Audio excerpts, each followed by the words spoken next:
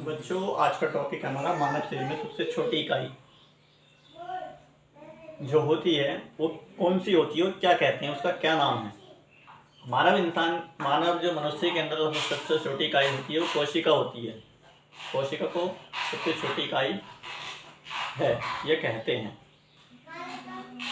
अब कोशिका किस चीज़ का निर्माण करती है? कोशिका ही है। जिस प्रकार मानव शरीर की सबसे छोटी इकाई कोशिका होती है, जिस प्रकार एक मशीन अनेक कल पुर्जों से मिलकर बनी होती है, ठीक समझ रहे होंगे आप।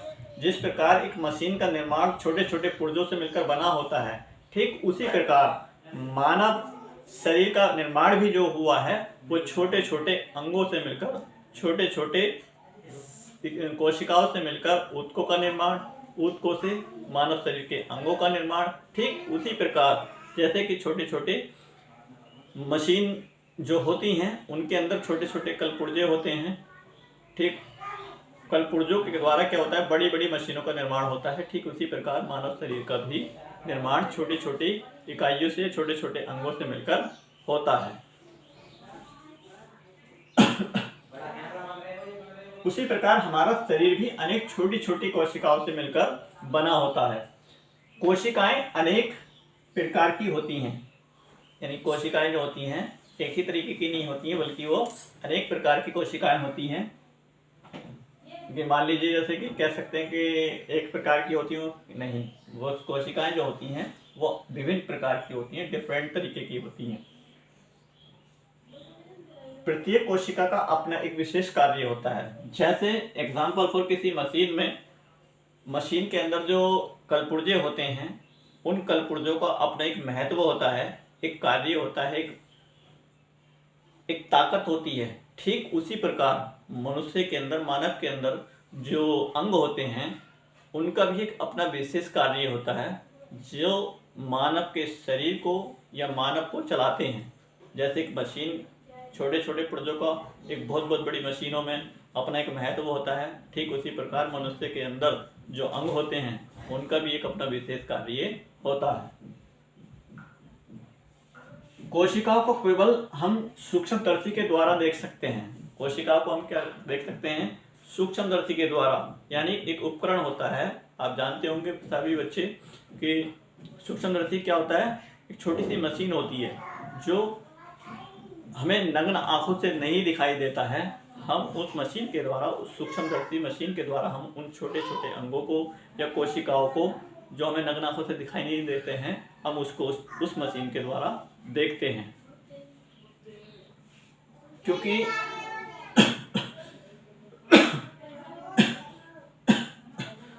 ये बहुत छोटी होती हैं, छोटे होने के कारण क्या होती हैं, हमें नग्न आंखों से दिखाई नहीं देती हैं।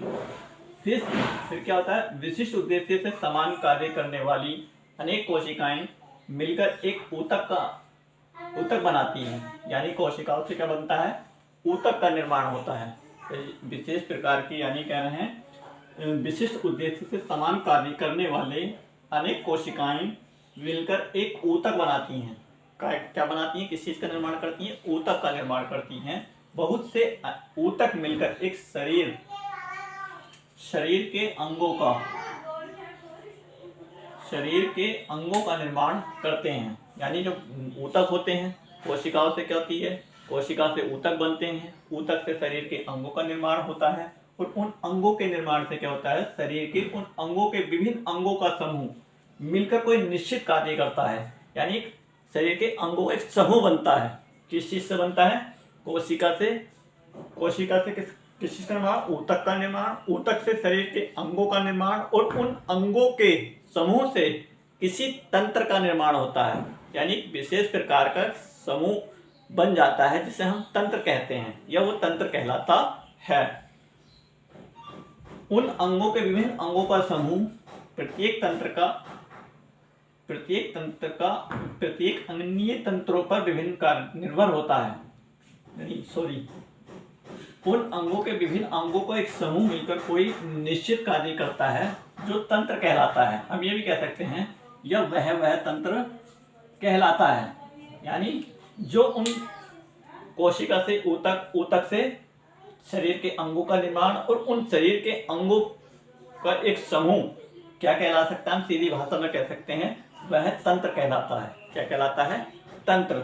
शरीर का प्रत्येक तंत्र अन्य तंत्रों पर निर्भर होता है, यानी एक दूसरे से रिलेटेड होता है। मैंने अभी फिर वही एग्जांपल ले लीजिए, जिस तरीके से साइकिल के अंदर एक छोटे छोटे पुर्जे का, एक छोटे छोटे कल पुर्जों का एक दूसरे से काम होता है, एक दूसरे से संबंध होता है, रिलेशन होता है। ठीक उसी प्रकार मानव के अंदर जो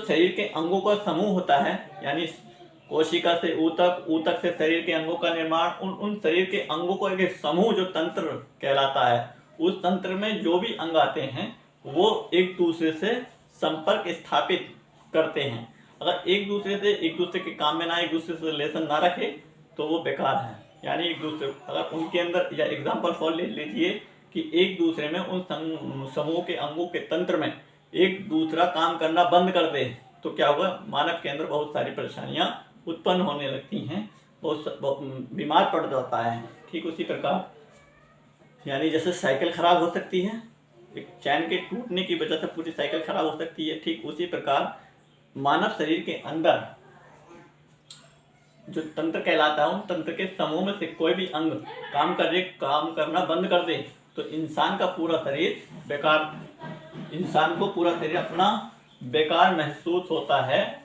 या व्यर्थ महसूस होता है।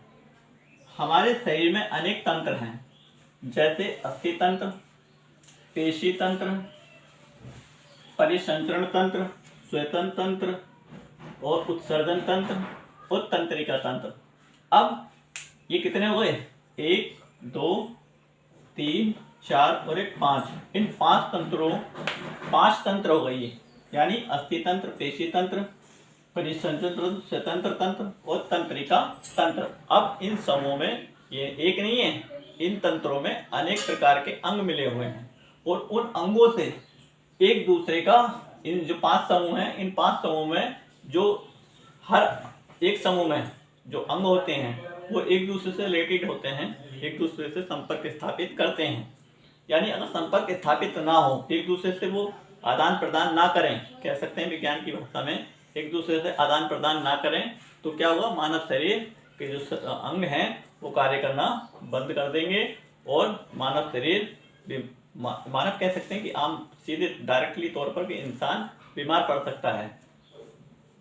अस्थि तंत्र का क्या होता है निर्माण, यानी वो शरीर की अस्थियों को, स्ट्रक्चर को तैयार करता है, या शरीर की बनावट को तैयारी करता है। अस्थि तंत्र का काम जो होता है ढांचा तैयार करना, स्ट्रक्चर तैयार करना।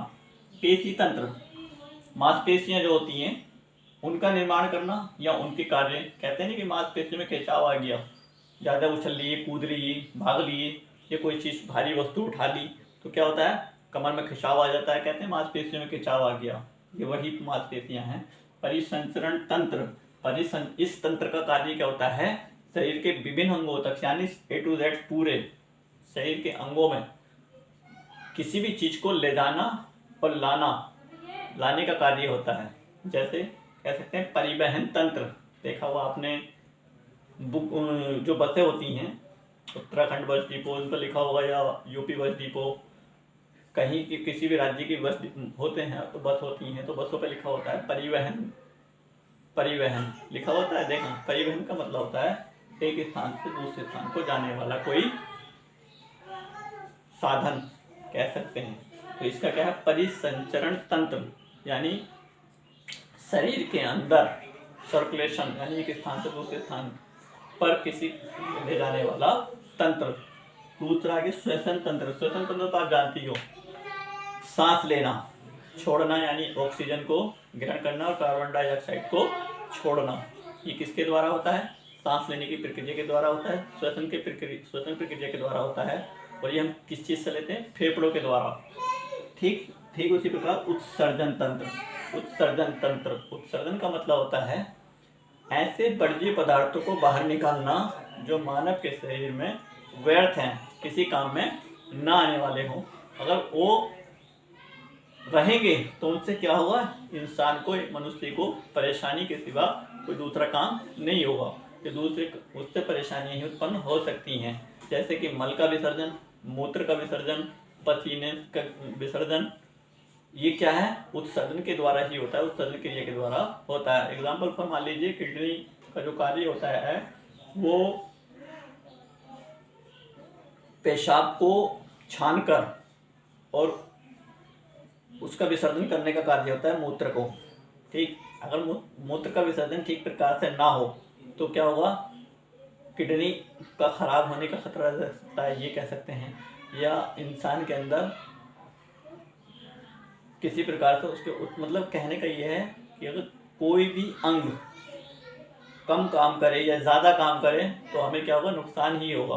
यानी मूत्र का विसर्जन ज़्यादा हो तब भी नुकसान, मूत्र का विसर्जन कम हो तब भी परेशानी, या ना हो तब भी परेशानी। ठीक, मल का विसर्जन होना भी बहुत ज़रूरी है। मल अगर हमारे पेट में रहेगा तो उससे भी हमें परेशानियाँ उत्पन्न हो सकती हैं। और मल का ठीक प्रकार से विसर्जन, समय से विसर्जन होता रहे तो मानव का जो स्वास्थ्य है वो ठीक होगा। तीसरी चीज़ पसीना, श्वेत ग्रंथियों के द्वारा पसीना निकलता है। यानी जो देखें आपने, हम अपने शरीर पर, इंसान के, मानव के शरीर पर जो छोटे छोटे रोए होते हैं, नहीं रुआं होता है, तो उनमें छेद होते हैं, उन छेदों के द्वारा पसीने की ग्रंथियों के द्वारा पसीना बाहर आता है। अगर पसीना ना आए तो ये समझ लीजिए, कभी कभी देखा होगा हमारा शरीर बंधा हुआ सा दिखाई देता है।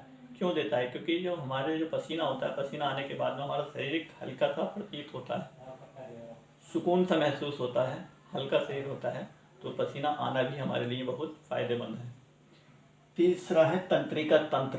तंत्रिका तंत्र का आप जानती हैं, तंत्रिका तंत्र का कार्य होता है, तंत्रिका तंत्र सभी, यानी सुनने की, देखने की, सोचने की, विचार करने की। एग्जाम्पल फॉर लीजिए, हम रास्ते में जा रहे हैं और अचानक से हमारे पैर के नीचे कोई सांप, सर्प आ जाए तो हमें जो आदेश देती है वो कि यहाँ से पैर हटा ले, ये यहाँ से भाग जा, तो वो किसका कार्य होता है, वो तंत्रिका तंत्र का ही कार्य होता है, जो हमारे मस्तिष्क को आदेश देती है कि तुम यहाँ से भाग जा। या अचानक से हमारा किसी केतली पर, गर्म केतली पर हाथ लग जाए तो अचानक से हमारे मस्तिष्क को क्या संदेश आता है कि हाथ वहाँ से हटा ले। तो सारा जो कार्य होता है, सोचने, विचारने, घूमने, मतलब ये प्रक्रिया, या सुई हमारे हाथ में चुभ जाए तो ये किस चीज़ का होता है, ये भी तंत्रिका तंत्र ही हमें संदेश देती है हमारे मस्तिष्क को, या हमारे दर्द हो रहा है, या हमारे हाथ पर गर्म या ठंडा गर्म का एहसास जो होता है, महसूस होता है, हमें तंत्रिका तंत्र के द्वारा ही हम इन चीज़ों को, हमारे पास ब्रेन को कह सकते हैं, संदेश पहुंचता है और हम तुरंत वहां से हट जाते हैं या अपना हाथ हटा लेते हैं।